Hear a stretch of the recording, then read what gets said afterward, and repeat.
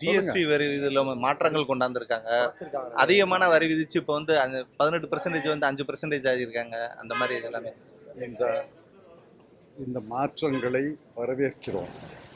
ஆனால் 8 ஆண்டுகள் கழித்து தங்களுடைய தவறை உணர்ந்த அரசை நான் பாராட்டுகிறேன்.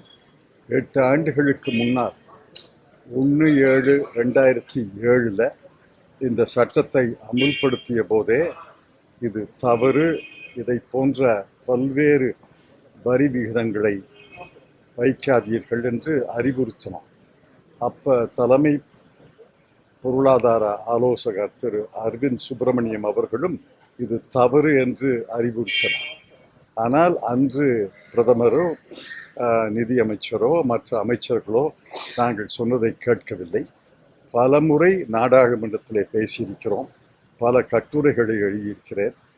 பல தலைவர்கள், பொருளாதார நிபுணர்கள் இது தவறு, இதை திருத்த வேண்டும் என்று சொன்னார்கள். இப்பொழுதாவது அவர்களுக்கு இதை உணர்ந்து தவறுகளை திருத்தியதற்காக நான் நன்றி சொல்கிறேன். 8 ஆண்டுகள் நடுத்தர மக்களை, ஏழை மக்களை கசக்கி பிழிந்தார். இப்போ 12%, 18%-ஐ 5% குறைத்திருக்கிறோம் என்று சொல்கிறார். ஆனால் இத்தனை ஆண்டுகளாக 12%, 18% அதே மக்கள் தானே தந்தார்கள்.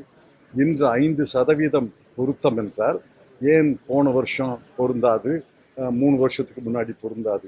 அவர்களை கசக்கி பிழிந்து அவர்களுடைய பணத்தை எல்லாம் வரியாக வசூலித்து இப்பொழுதாவது அவர்களுக்கு மனம் திருந்தி அறிவு தெளிந்து இந்த வரி விகிதங்களை குறைத்திருக்கிறார்கள் என்பதற்காக அவர்களை பாராட்டுகிறேன்.